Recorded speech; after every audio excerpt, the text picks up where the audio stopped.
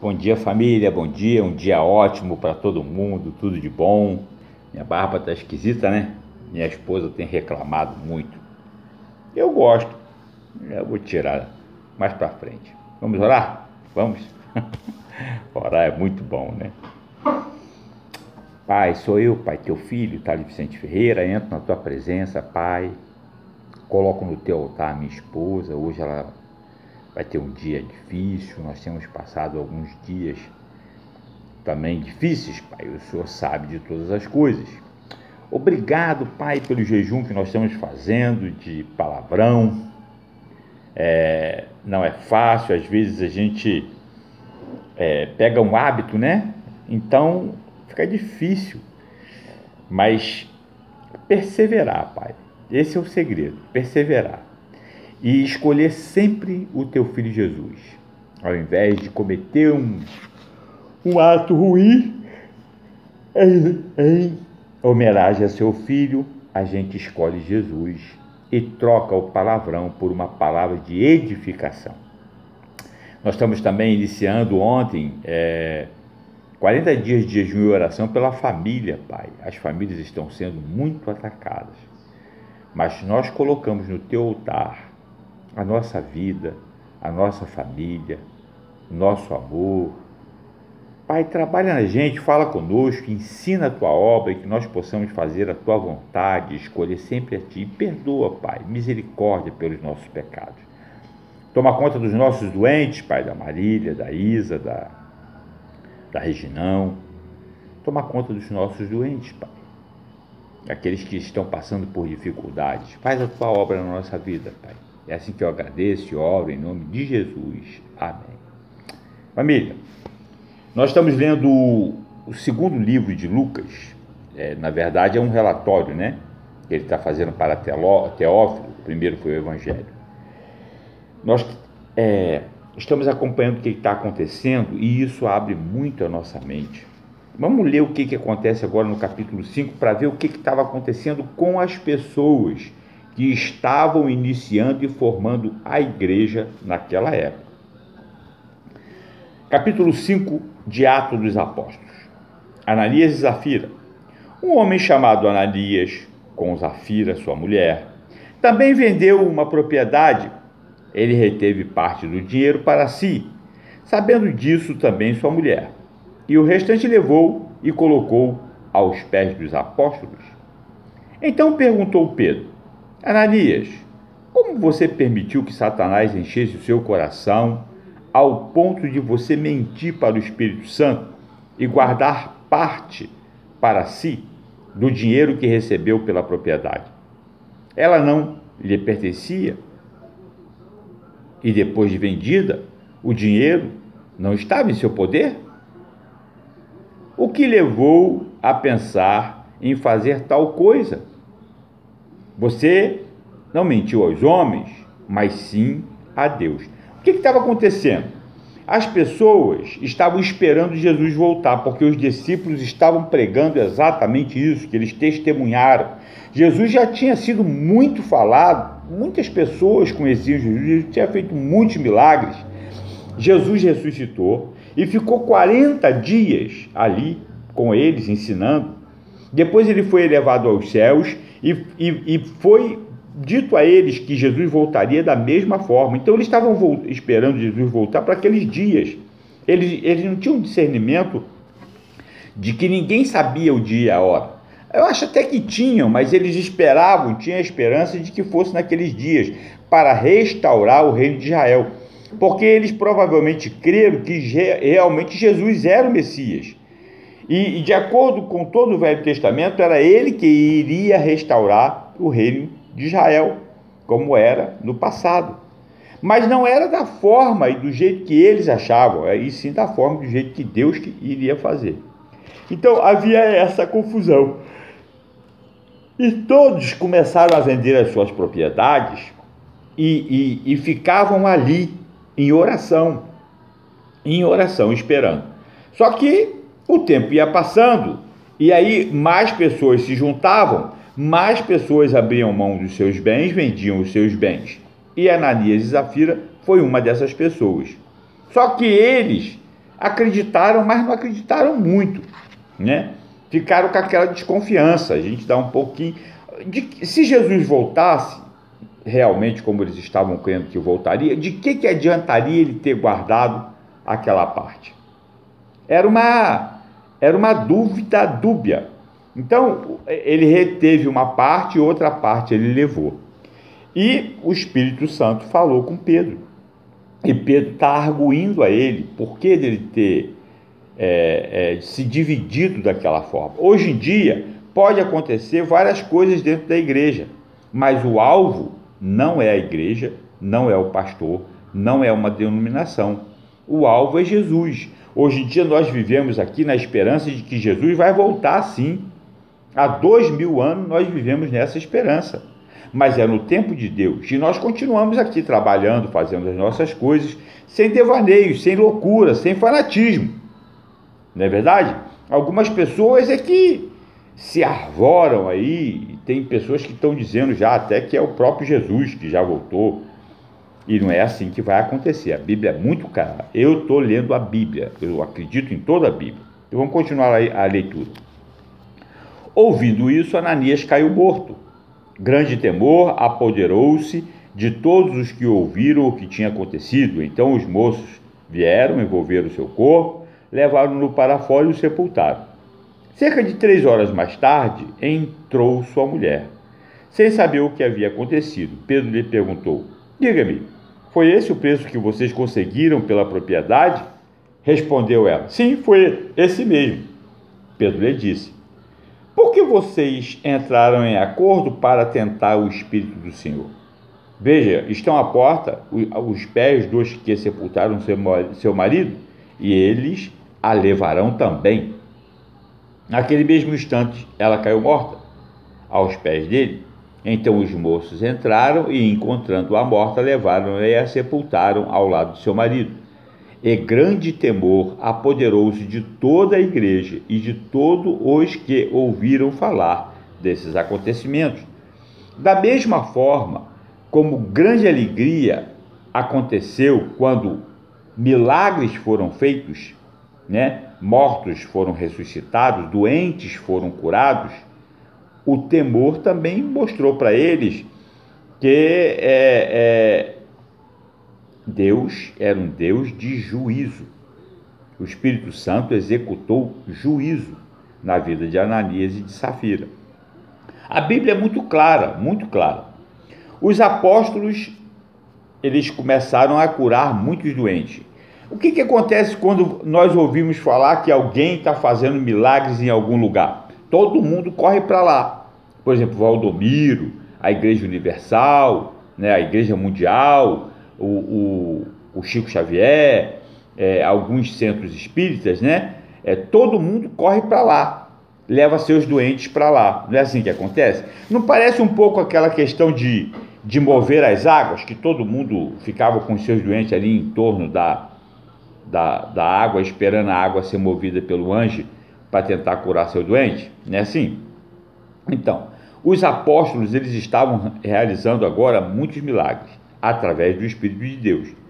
Os apóstolos realizavam muitos sinais e maravilhas entre os povos. Todos os que creram costumavam reunir-se no pórtico de Salomão. Dos demais, ninguém ousava juntar-se a eles. Olha lá os judeus divididos. Uns poderiam estar querendo se juntar a eles, mas não iam com medo da reação dos sacerdotes, e outros estavam se juntando a eles estavam se dividindo. Jesus falou: eu não vim para trazer paz, mas a guerra e trazer divisão. Eles agora estavam se dividindo. Por quê? Porque Jesus fez muita coisa.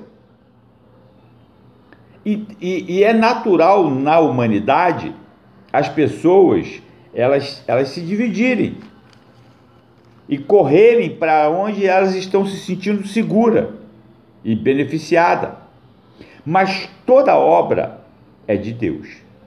Os apóstolos realizavam muitos sinais e maravilhas entre o povo. Todos os que creram costumavam reunir-se no pórtico de Salomão.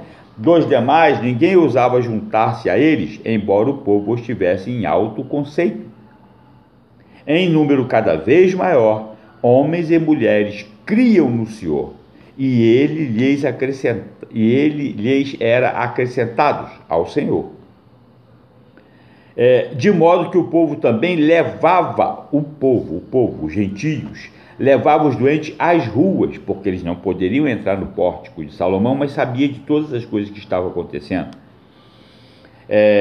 As ruas, e os colocava em camas e macas, para que pelo menos a sombra de Pedro se projetasse sobre alguns enquanto ele passava. Afluíam também multidões das cidades próximas a Jerusalém, trazendo seus doentes e os que eram atormentados por espíritos imundos, e todos eram curados. A mesma coisa hoje em dia acontece aqui. O Círio de Nazaré, por exemplo, vai para lá multidões, porque algumas promessas são realizadas, curas, milagres. Lá para Aparecida, vai para lá multidões, não é verdade? Em busca de uma cura, porque quando a doença bate na porta, aí é que a porca torce o rabo, como a gente costuma dizer, não é? Olha quantas pessoas estão sendo curadas nesse negócio do Edir Macedo, né? Vai lá e fala com aquelas pessoas que foram curadas, fala com aquelas pessoas, com aqueles pais, aquelas mães que tiveram seus filhos tirados da droga, que aquilo dali é para eles não fazer não, porque aquilo dali é um embuste. Vai lá e fala para eles. Fala para um cracudo que estava jogado na rua, fedendo, cagado, cheio de catarro, doente, que o Edir Macedo não presta. Não é verdade? Fala para uma pessoa que Nossa Senhora não cura ninguém, uma pessoa que teve um filho que foi curado. Fala para o macumbeiro que macumba não presta, um espírita que fez uma cirurgia invisível. Isso é racional nosso, é só raciocinar sobre isso. Para você que está saudável é fácil falar, mas fala para o doente, porque foi curado aquele aleijado. Não pode carregar a maca no sábado não, porque é um dia sagrado. Não é verdade? Vai encher outro, rapaz, você nunca fez nada por mim, Jesus me curou, eu estou aqui saudável, tu acha que eu vou te dar atenção? Não era assim que acontecia? Então olha o que acontece. Trazendo seus doentes e os que eram atormentados por espírito imundo, e todos eram curados. Então começa o quê? Uma perseguição àqueles apóstolos. É muito natural, a gente vê isso todo dia, não tem diferença nenhuma. Então o sumo sacerdote e todos os seus companheiros, membros do partido dos saduceus, ficaram cheios de inveja. Por isso, mandaram prender os apóstolos, colocando-os numa prisão pública. Mas durante a noite, um anjo do Senhor abriu as portas do cárcere, levou-os para fora, disse: dirijam-se ao templo e relatem ao povo toda a mensagem desta vida. Ao amanhecer, eles entraram no pátio do templo, onde haviam sido instruídos, e começaram a ensinar o povo. Quando chegaram o sumo sacerdote e os seus companheiros, convocaram o sinédrio, toda a assembleia dos líderes religiosos de Israel, e mandaram buscar os apóstolos na prisão. Todavia, ao chegarem à prisão, os guardas não encontraram ali. Então voltaram e relataram: Deus envia anjo o tempo todo. Deus envia anjo o tempo todo. A obra é de Deus, não é do homem. É só Deus que cura, só Jesus que salva. E mandaram buscar os apóstolos na prisão. Todavia, ao chegarem à prisão, os guardas não os encontraram ali. Então voltaram e relataram: encontramos a prisão trancada, com toda a segurança, com os guardas diante das portas, mas quando as abrimos não havia ninguém. Diante desse relato, o capitão da guarda do templo e o chefe dos sacerdotes ficaram perplexos, imaginando o que teria acontecido.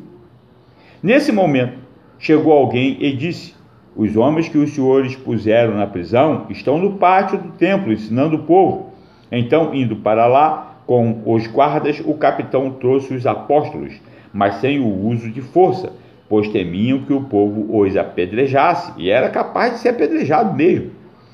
Tendo levado os apóstolos, apresentaram-nos ao sinédrio para serem interrogados pelo sumo sacerdote, que lhes disse: demos ordens expressas a vocês para que não ensinassem neste nome. Todavia, vocês encheram Jerusalém com sua doutrina e nos querem tornar culpados do sangue desse homem. E eles eram culpados mesmo. Eles eram os pregadores da lei. Como é que eles não identificaram que Jesus era o Messias? Por que eles não entenderam que aquela obra era de Deus? Não aceitaram? Porque havia muito interesse material em jogo. A verdade é essa: quando existe um interesse material em jogo, você fica meio cegado. Pedro e os outros apóstolos responderam: é preciso obedecer antes a Deus do que aos homens. O Deus dos nossos antepassados ressuscitou Jesus, a quem os senhores mataram, suspendendo-o no madeiro. Deus o exaltou, colocando-o à sua direita como príncipe e salvador, para dar a Israel arrependimento e perdão dos pecados. Nós somos testemunhas destas coisas, bem como o Espírito Santo que Deus concedeu aos que lhe obedecem. Por que eles não acreditavam nisso? Nós somos testemunhas. Nós vimos Jesus que vocês mataram ressuscitado. Nós vimos ele subindo aos céus. Por que eles não acreditavam nisso? Da mesma forma hoje, quando você prega o Evangelho, você fala a palavra de Deus e as pessoas dizem que a Bíblia é uma mentira, que ela foi compilada não sei quantas vezes, que modificaram. É da mesma forma. É da mesma forma. Mas o que nós temos que fazer? Como servos inúteis, pregar o Evangelho, entregar a mensagem. Muitas pessoas não lêem a Bíblia, vão à igreja, mas não lê a Bíblia, não acredita na Bíblia, não ouve Deus falar, ouve o pastor, mas não ouve Deus falar, vê os milagres, vê os sinais, mas não vê a presença do Espírito de Deus. Ouvindo isso, eles ficaram furiosos, os sacerdotes, os mestres da lei ficaram furiosos ouvindo que eles estavam dando testemunho do que viram, e queriam matá-los também. Mas um fariseu chamado Gamaliel, esse Gamaliel foi o mestre que instruiu Paulo, nós vamos ver sobre Paulo mais à frente, mas um fariseu chamado Gamaliel, mestre da lei, respeitado por todo o povo, levantou-se no sinédrio e pediu que os homens fossem retirados por um momento. Então lhes disse: israelitas, considerem cuidadosamente o que pretendem fazer a esses homens. Há algum tempo apareceu Teudas, reivindicando ser alguma coisa, e cerca de 400 homens se juntaram a ele, e ele foi morto. Todos os seus seguidores se dispersaram e acabaram em nada. Depois dele, nos dias do recenseamento, apareceu Judas, o galileu, que liderou um grupo em rebelião. Ele também foi morto, e todos os seus seguidores foram dispersos. Portanto, neste caso, eu os aconselho: deixem esses homens em paz, soltem-nos. Por quê? Porque eles não se espalharam. Pelo contrário, o que estava acontecendo? Jesus foi morto, ele ressuscitou e todos estavam crescendo. 3.000, 5.000, já era 8.000 e todo o povo estava acreditando. Estava acontecendo o inverso do que aconteceu com Teudas e com Judas, que os discípulos todos se dispersaram. Nesse caso, estava acontecendo o inverso. Gamaliel observou isso e estava falando com eles. Se o propósito ou a atividade deles for de origem humana, fracassará. Se proceder de Deus, vocês não serão capazes de impedi-los, pois se acharão lutando contra Deus. não conseguiram impedir. E até hoje o evangelho está sendo pregado. Pois se acharão lutando contra Deus. Eles foram convencidos pelo discurso de Gamaliel.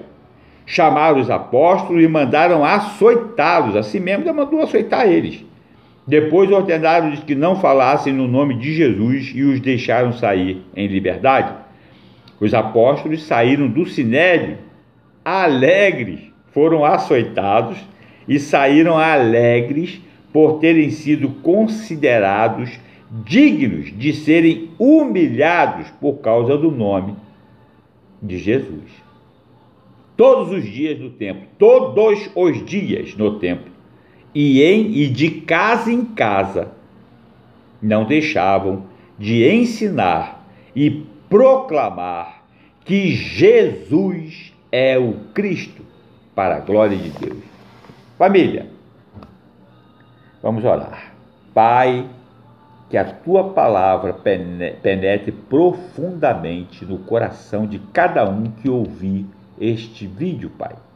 E que possam ter amor à Bíblia e possam ler a tua palavra, Pai. Tira as vendas que encobertam o entendimento. Só Jesus salva. Só Jesus perdoa pecados. E nós, Pai, somos apenas servos inúteis para a honra e glória do teu santo nome. É assim que eu oro e agradeço. Em nome do teu Filho Jesus. Amém. Um beijo, família. Um beijo. Deus abençoe muito. Um beijo.